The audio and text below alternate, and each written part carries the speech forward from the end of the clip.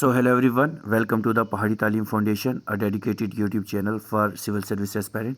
सो आज का जो हमारा लेक्चर रहने वाला है वो नीट एग्ज़ाम 2026 के लिए रहने वाला है on the anatomy of the flowering plant.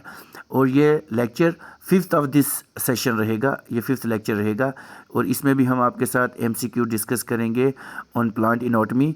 सो आप इस वीडियो लेक्चर को, इस पूरी सीरीज़ को आराम से देखें, जो पहले लेक्चर हो चुके हैं उनको भी देखें।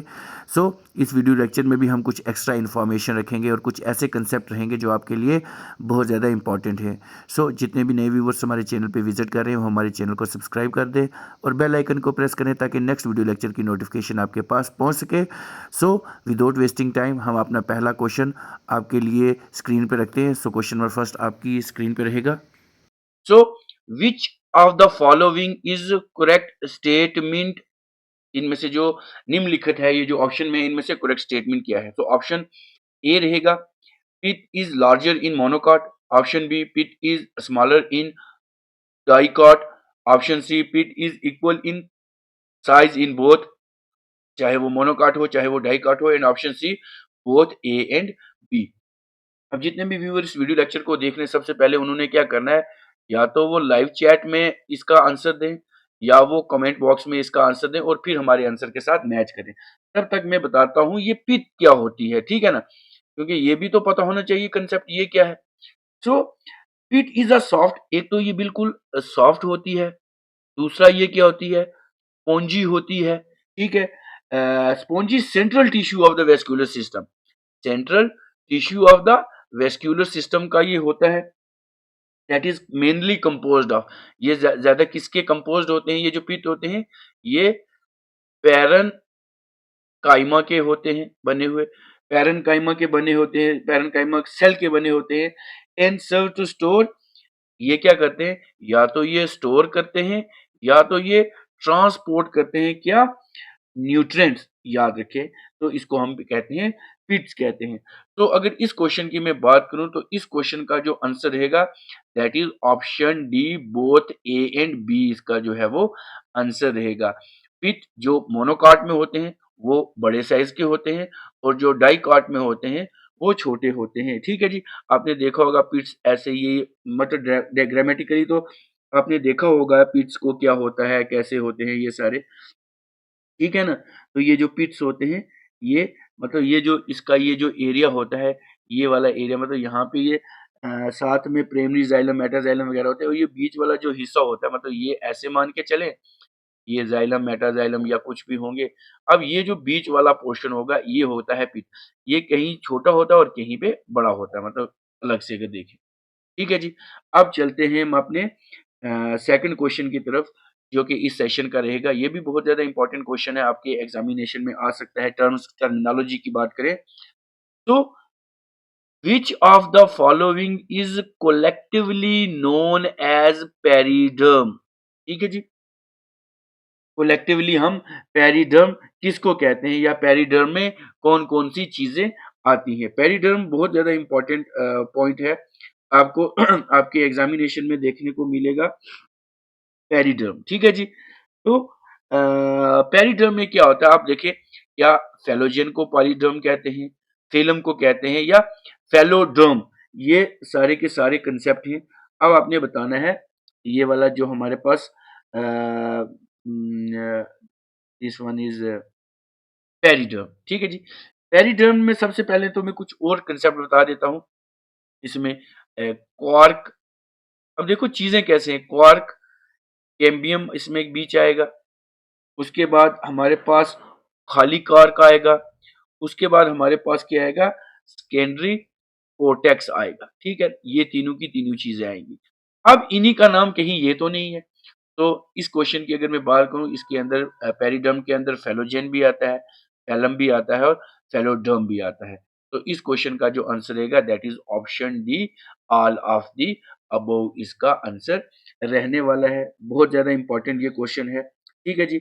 अब फेलोजेंस क्या होता है, ये जो होता है मेरिस्मेटिक लेयर होती है जो कि कंपोज्ड होती है that produce other than two compound of the periderm, जिसको हम इसको हम क्वार्क कैम्बियम भी कहेंगे, क्वार्क कैम्बियम भी कहेंगे, जो ये नाम मैंने दिया था। ठीक है ना, कैसे एग्जामिनर इस क्वेश्चन को बदल सकता है। फिर उसके बाद फेलम आएगा, फेलम हमारे पास ये है, तो फेलम को हम नंबर सेकंड, इसको कॉर्क भी बोलेंगे। देखो किस तरह क्वेश्चन को मतलब फ्रेम करेगा एग्जामिनर, किस तरह आपको उलझाएगा। उसके बाद फेलोडर्म है, तो फेलोडर्म को हम सेकेंडरी कोटेक्स भी कहेंगे, जैसे ये मैंने बताया। तो मतलब इस क्वेश्चन को एग्जामिनर कितने तरीके से मतलब घुमा सकता है, आप गुमान भी नहीं कर सकते, ठीक है ना। कभी मतलब क्वेश्चन के साथ एग्जामिनर खेलेगा। तो इस क्वेश्चन की अगर मैं बात करूं, तो इस क्वेश्चन का आंसर ये रहेगा कि ये सारे के सारे क्या हैं, कलेक्टिवली नोन एज पेरिडर्म कहेंगे, ठीक है जी। अब थोड़ा सा मैं ऊपर स्क्रॉल करता हूं ताकि आपके लिए बाकी क्वेश्चन भी आपके स्क्रीन पे सामने सामने आ जाएं, ठीक है जी। अब क्वेश्चन रहेगा 43 ऑफ दिस सेशन, मतलब 43 ऑफ दिस सीरीज, और 3 क्वेश्चन रहेगा, थर्ड क्वेश्चन रहेगा इस मतलब टॉपिक का। तो would is common name of, जो वुड होती है वो क्या किसका कॉमन नेम होती है? क्या कैम्बियम को कहेंगे वुड, या वेस्कुलर बंडल को कहेंगे वुड, या फिलोइम को कहेंगे वुड, या सेकेंडरी जाइलम को कहेंगे वुड? अब आपने ये क्वेश्चन जो है हमें कमेंट बॉक्स में इसका और लाइव चैट में बताना है साथ साथ, क्योंकि मैं चेकआउट करता रहता हूँ कौन सा बच्चा या कौन सा एस्पायरेंट कैसे इसको अटेम्प्ट करता है। तो मैं अगर इस क्वेश्चन की बात करूं, तो इस क्वेश्चन का आंसर रहेगा option D, that is secondary secondary xylem इसका आंसर रहेगा। ऑप्शन डी रहेगा। जो वुड होती है वो क्या होती है, हमारी सेकेंडरी जाइलम होती है। So would is the common name for secondary xylem. अगर इन बायोलॉजी की बात करें, which is the tissue that form the bulk of the tree and the shrub that is responsible for the structural for the support and the transport of water and mineral.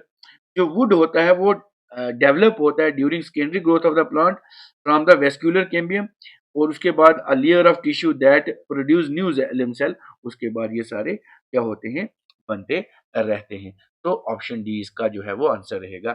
चलते हैं next question की तरफ। Next question रहेगा 44 and 4 of this session आपकी screen के ऊपर। As tree grow, जब tree बड़ा होता है, विच इंक्रीज रैपिडली इन थिकनेस, तो उसकी जो थिकनेस है वो बढ़ती है, वो क्या होती है? क्या उसकी वो हार्टवुड होती है, सैपवुड होती है, कोटेक्स होता है, या इसका फिलोइम होता है? ठीक है जी, थोड़ा सा गौर से आपने देखना है ताकि आप इजीली इस क्वेश्चन को कर पाएं, इजीली कर पाएं, क्योंकि ये कंसेप्ट मैंने बताए भी हुए पहले लेक्चर्स में।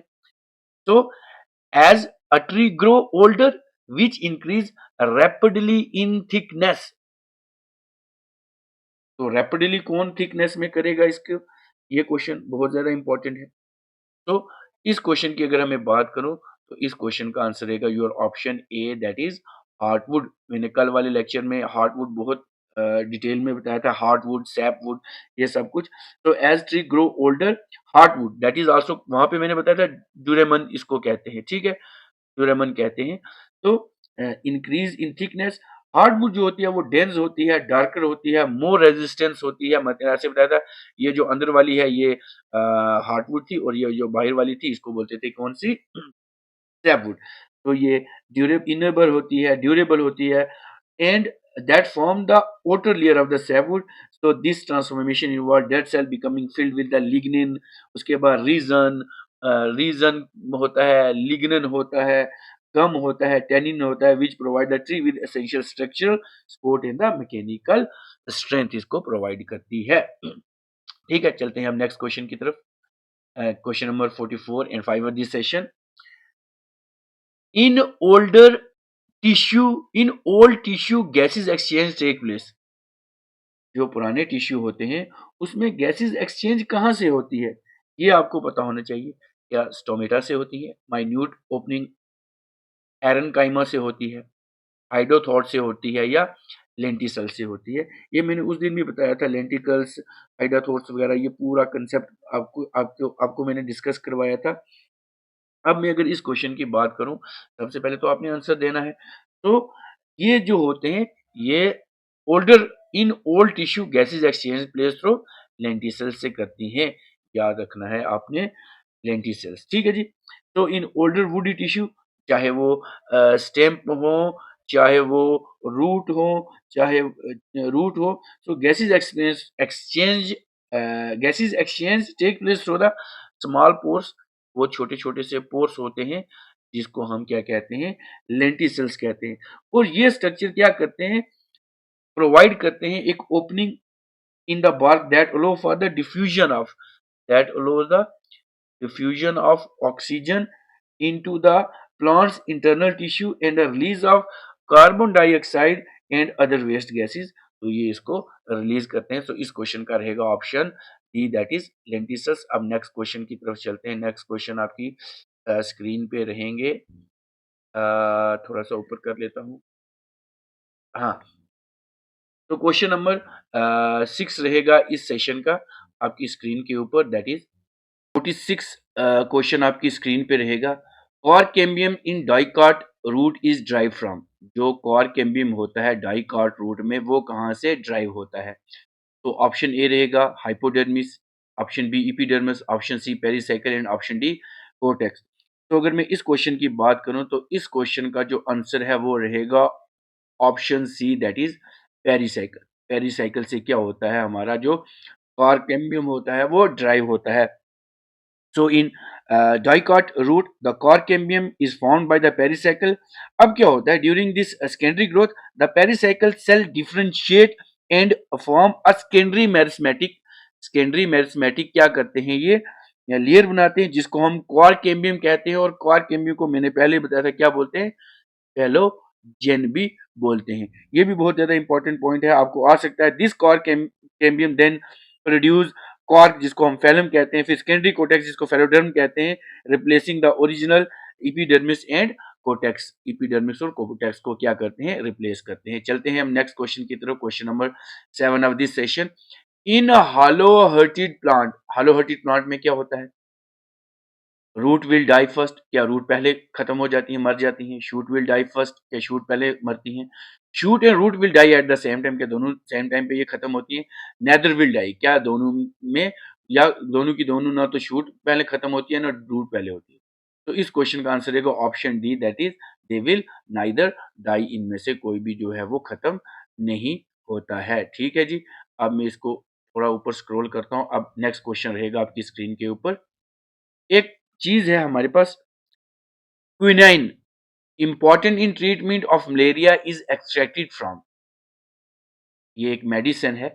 ये इस मेडिसिन को कभी बोलते हैं anti malarial drug. Anti malarial drug भी इसको कहते हैं। तो एंटी मलेरियल, जो एंटी मलेरियल ड्रग है जो कि मलेरिया के ट्रीटमेंट के लिए यूज होती है, ये कहाँ से एक्सट्रैक्ट की जाती है? Bark of cinchona, bark of cinnamon, bark of hevea या फेस्क्यूलर कैम्बियम। तो मैं अगर इस क्वेश्चन की बात करूं, इस क्वेश्चन का आंसर रहेगा option A, that is bark of cinchona जो है उसमें से ये एक्सट्रैक्ट की जाती है। तो क्विनिन एक इम्पॉर्टेंट मेडिसिनल है जो ट्रीटमेंट करते हैं मलेरिया के लिए। याद रखें फीमेल एनोफिलस से होती है और तब होती है जब उसके अंदर भी प्लाज्मोडियम हो, तब होता है। तो इसकी जो बार्क होती है, जो इसकी छाल होती है, उसको एक्सट्रैक्ट किया जाता है और उसमें से ये मेडिसिन बनाई जाती है। कभी कभी ये पूछते हैं ये जो सिंचोना ट्री है ये कहाँ का नेटिव है, तो आपको पता होना चाहिए ये साउथ अमेरिका का नेटिव है। किस कंट्री का है? पीरू का है, याद रखें। ये भी बहुत इंपॉर्टेंट सोर्स है। ठीक है जी। और इसने इसको एक और भी बोलते हैं, जियोसिस्ट, जियोसिस्ट बार्क भी कहते हैं। ये भी बहुत इंपॉर्टेंट है सिंचोना ट्री के लिए। अब नेक्स्ट क्वेश्चन आपकी स्क्रीन पे रहेगा, that is question number 49 and 9 of this session. Interfascicular cambium is situated. ये जो इंटरफेसिक्यूलर कैम्बियम है ये कहाँ पे सिचुएट करता है? इन बिटवीन वेस्क्यूलर बंडल, और साइड वेस्क्यूलर बंडल, इन साइड वेस्क्यूलर बंडल या इन पीथ। तो इस क्वेश्चन की अगर मैं बात करूं, इस क्वेश्चन का आंसर रहेगा option C, that is inside vascular bundle. Inside vascular bundle के साथ रहता है, तो ऑप्शन ए इसका आंसर रहेगा। अब question number 50 10 of this session रहेगा। The cork is an excellent material for bottle topper since it is.